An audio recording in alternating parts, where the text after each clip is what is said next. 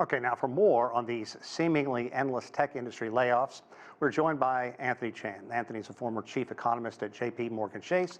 Anthony, always a pleasure, especially something like this. Let's get to it, kind of unfold all this. First, I want to get your reactions to Microsoft's earnings and what we kind of heard John Terrett talk about at the end of his piece. I don't know if you had a chance to hear it, basically saying a lot of people think this could be the end of all cuts, but John offering a word of caution saying it may be a long time before these entities look to rehire.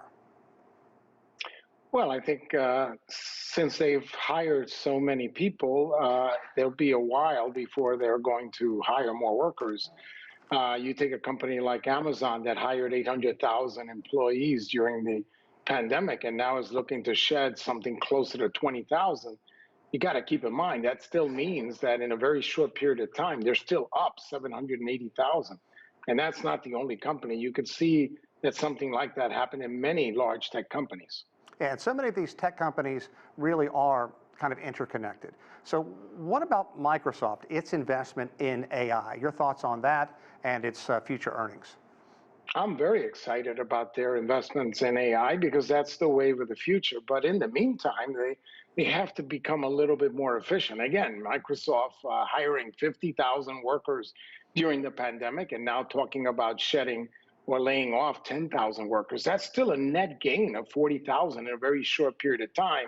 And so the margins are going to be under pressure. And to the extent that economic growth is slowing, even if we have a soft landing or a mild recession, the slower growth is going to hurt companies that are focused on growth to some extent, because you cannot escape a slower growing environment. Yes, the growth stocks will still grow, but they won't grow as much.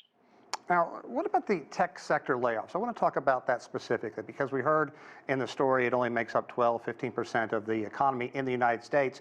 But I heard an argument that perhaps this could be, and hear me out, beneficial to some higher education institutions as well as think tanks, such as the Research Triangle in North Carolina, that a lot of these individuals who could command high salaries in Silicon Valley could find new jobs in these areas. Oh, absolutely. A lot of these individuals that were working for the large tech companies now, once they're laid off, they will consider many of these other companies that before were completely priced out of the market, or many of these employees wouldn't even consider them. So it's not just the Research Triangle, which is certainly going to be a beneficiary, but it's also new startup companies that would like to go into technology, but they can't find any workers. Now, all of a sudden, if these people are unemployed, they're all going to consider this. And so it is going to cause even future disruption because, after all, Microsoft, Amazon, they didn't start out as big as they are. They started out as small companies, and these small companies get an opportunity to really disrupt and really hire workers, and that will be very positive for the overall economy. Yeah, tap into that brain power. Let's talk about severance packages as well, because I think a lot of people across the United States and maybe globally read about these golden parachutes that that CEOs command once they leave. But that's certainly not the case for a lot of these folks. What can they expect to walk away with? I read one story about a couple, I believe, with Google. She was, they're expecting their first child. They both lost their jobs, and now, kind of concerned, obviously, about moving forward. They really are. But remember, they are, in fact, setting aside money for these severance packages. Microsoft, for example, is setting aside more than $1 billion to take care of the 10,000 workers that they've laid off.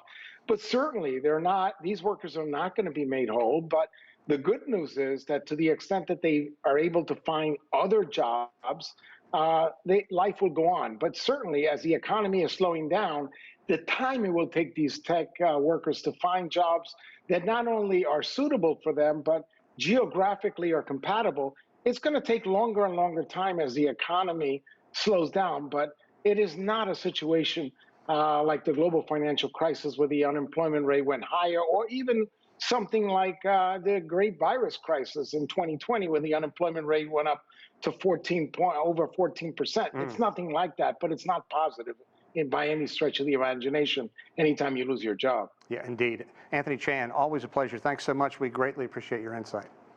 Pleasure.